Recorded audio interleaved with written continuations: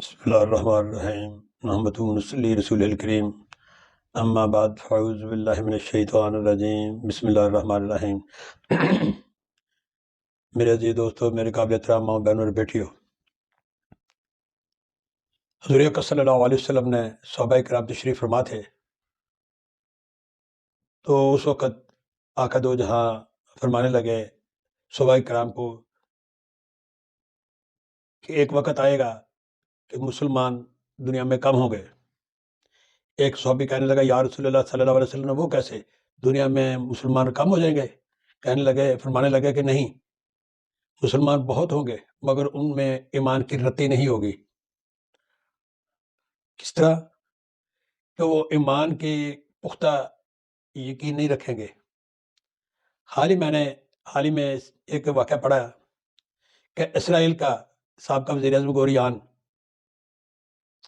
وہ دفتر جانے لگا تو اس کے بیٹے نے کہا آج دعا کا دینا ہے، تو اس نے یہ کہا کہ اگر مسلمانوں روزانہ ہی طواف کرتے ہیں خانہ کعبہ میں کھڑے ہو کر اسرائیل کی بربادی کی دعا مانگتے ہیں، اگر ان میں یہ بات ہو، اللہ تعالیٰ ان کی سنتا ہو، تو اسرائیل کافی عرصے سے پہلے تباہ ہو جاتا ہے۔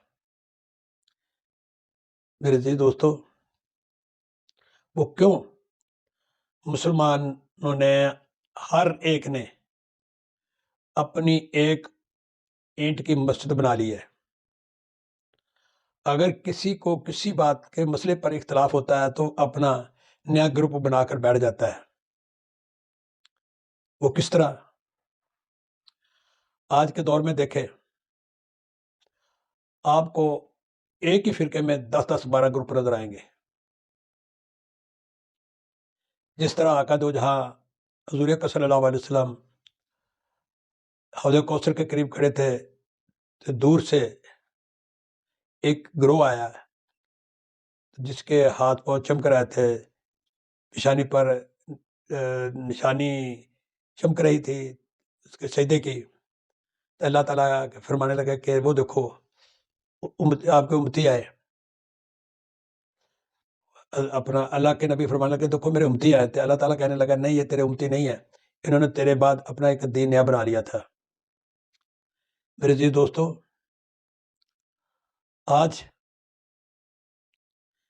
وہی بات سامنے ہے جو میرے آقا کا فرمان تھا، جو میرے اللہ کا حکم تھا، وہی بنا ہوا ہے۔ جس طرح فلسطین میں مسلمان تشدد کا نشانہ بن رہے ہیں، ظلم کا نشانہ بن رہے ہیں، وہ تاریخ میں ایسا واقعہ آج تک نہیں ہوا۔ آپ نے یہ دیکھا ہے ایک یہودی نے، اصل میں اس کا نشانہ فلسطین نہیں ہے، اصل ان کا نشانہ ہے پاکستان ہے۔ انہوں نے ایک جو اس کے قریب ممالک تھے، عرب ممالک تھے، ان کو اپنا نشانہ بنایا۔ انہوں نے اپنے وہ لوگ جو ان کے پسندیدہ تھے ان کو سربراہ بنا لیا۔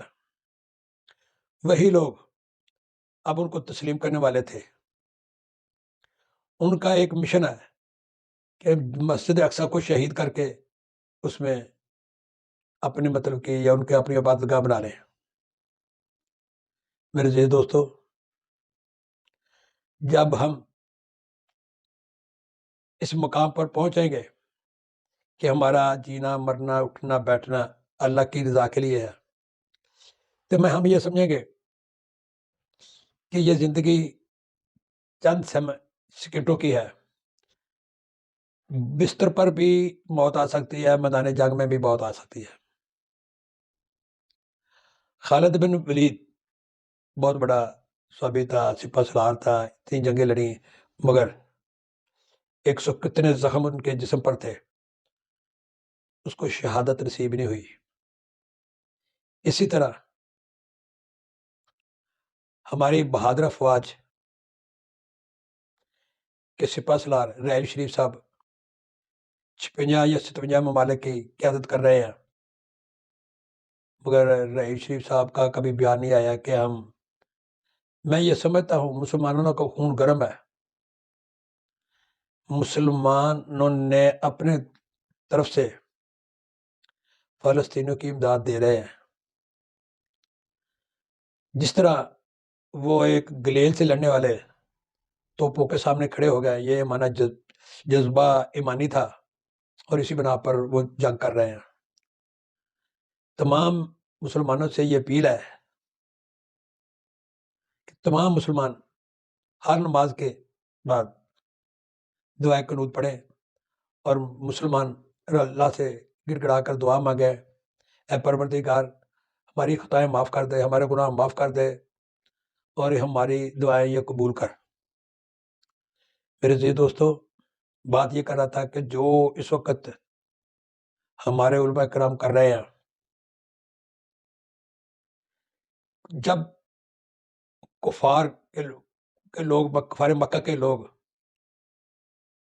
ہمارے صحابیہ کو اور اللہ کے احکامات کو، نبی کے احکامات کو سنتے تھے تو ایمان لے آتے تھے، مگر آج یہ دیکھیں داڑیاں رکھنے سے مسلمان ہی ہو سکتا ہے۔ داڑھی تو یہودیوں نے رکھی ہوئی ہیں، جب تک ایمان کی حرارت نہ ہو وہ اس وقت تک کچھ بھی نہیں کر سکتا۔ آج کے فتویٰ فروش ملا اگر کوئی کسی کو کسی بات پر منع کرتا ہے تو فوری طور پر کفر کا فتویٰ لگا دیتے ہیں، اور اسی کے لوگ، بہت سارے ایسے واقعہ ہوئے ہیں، گجرالہ ہوا ہے یا ڈسکے ہوا ہے یا کہیں بھی ہوا ہے، بہت سارے لوگ بس جوش میں آتے ہیں اور اس کو کفر کے فتوے میں آ کر زندگی سے ہاتھ انہیں دھونے پڑ لیتے ہیں۔ اگر ایسے ملاؤں کو سخت سے سخت سزا دی جائے، کوئی شخص قانون ہاتھ میں نہ لے، حکومت کس لیے ہے؟ اس کی تشخیص کرے، پتہ کرے کہ یہ جرم ہے یا نہیں ہے، مگر چند علماء اکٹھے ہو کر جدھر فتویٰ دیتے ہیں۔ حال ہی میں ایک واقعہ ایسا بھی ہوا ادھر، عید الميلاد النبی آیا ہے تو محلے کے 10-15 مولوی، یعنی چھوٹے چھوٹے مولوی، اس لیے کہوں گا کہ وہ ہریاں پگڑیاں پہن کر یا لال پگڑیاں یا نیلی پگڑیاں پہن کر وہ جلوس کر رہے تھے، نکال رہے تھے۔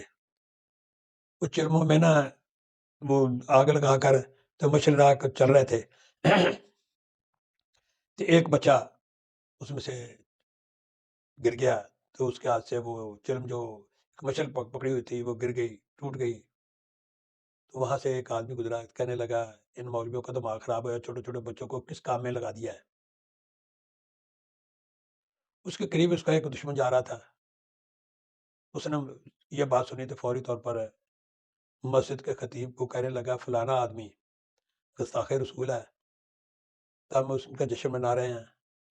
تو اس نے یہ بات کہی ہے، اس نے تحقیق نہیں کی، اس نے مسجد میں اعلان کیا کہ یہ فلانا گستاخ رسول ہے، تمام اہل علاقے جو کہا جاتا ہے وہ اکٹھے ہو جائے، مسجد میں اکٹھے ہو گئے۔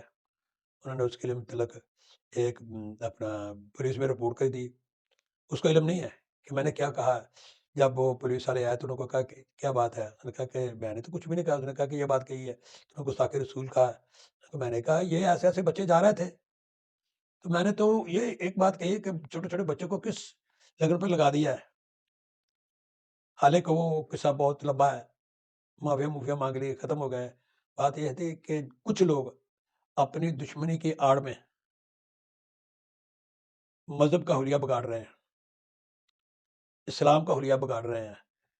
نہ اسلام کا حلیہ بگڑے گا، نہ مذہب کا حلیہ، اس کا خود بگڑے گا۔ جب وہ قبر میں گئے تو اس کو پتہ چلے گا کہ اسلام کے نام پر میں نے کتنا لوگوں کو بیوقوف بنایا تھا اور کتنے لوگوں کو جاہلیت کے نام پر اپنا ایک ٹھیکیدار بن گیا تھا۔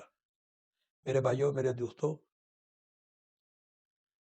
اللہ تبارک تعالیٰ آپ سب کو نیک کام کرنے کی توفیق عطا فرمائے، 5 وقت کی نماز پڑھنے کی توفیق عطا فرمائے، قرآن کو پڑھنے کی اور اس پر عمل کرنے کی توفیق عطا فرمائے، اور ان ملاؤں کو، دین کے ٹھیکیداروں کو اللہ تعالیٰ ہدایت دے کہ وہ اپنی اصلاح کریں اور کچھ نہ کچھ اس بات کی حیا کریں، شرم کریں کہ قیامت والے دن ہم اپنے نبی کو کیا منہ دکھائیں گے کہ ہم نے جانے کے بعد نئی نئی رسمیں بنا لی تھی، نیا نیا قانون بنا لیا تھا۔ یہ کیا دکھائیں گے اپنے آپ کو؟ یا تو اس نے جو کچھ کر رہے ہیں دنیا میں، جب آخرت میں حساب کتاب ہوگا تو وہ کس بنا پر حساب کہیں گے؟ میں اللہ تعالیٰ سے دعا گو ہوں کہ اللہ تعالیٰ ہم سب کو وہ قانون جو میرے اللہ کا ہے، وہ قانون جو میرے نبی کا فرمان ہے، اس پر عمل کرنے کی توفیق عطا فرمائے۔ اور صبح کی اذان کا وقت ہونے والا ہے، آپ اگر تہجد پڑھ لی ہے تو بہت اچھی بات ہے، یہ لاڈلی نماز ہے، اگر نہیں پڑھی تو پڑھنے جتنے بھی نفل پڑھ سکتے پڑھ لیں۔ اللہ تعالیٰ ہمت عطا فرمائے کہ یہ دعا کا ٹائم ہے، رزق کا وقت ہے، اللہ تعالیٰ اپنے فرشتوں کو رزق کے ذریعے بھیج رہا ہے کہ اٹھو، تمام رات تم جو کچھ بھی کرتے رہے ہو، مگر جب صبح کا ٹائم ہوتا ہے فرشتے رزق لے کر آتے ہیں، تم لیٹ جاتے ہو، سو جاتے ہو، کس کام کی؟ نعتیں پڑھتے رہنے سے، یہ فلان کام کرنے سے، یا ٹی وی دیکھنے سے، جو کچھ بھی ہے، مگر جب رزق بانٹنے کا وقت آتا ہے تم سو جاتے ہو۔ میرے بھائیوں، یہ وقت جاگنے کا ہے، آپ جاگیں، آپ وضو کر رہے ہیں، نماز پڑھیں، قرآن پاک پڑھیں، اللہ سے اپنے لیے، اپنے خاندان کے لیے تندرستی کی دعا کریں، اور اللہ تعالیٰ سے جو مانگنا ہے اللہ تعالیٰ اس پر اس وقت بہت مہربان ہے، دیکھ رہا ہے کہ میرے آدمی کیا کر رہے ہیں۔ اللہ تعالیٰ سے جو دعا مانگنی ہے آپ مانگ رہے ہیں، اللہ تعالیٰ آپ کا حامی و ناصر ہوگا۔ السلام علیکم۔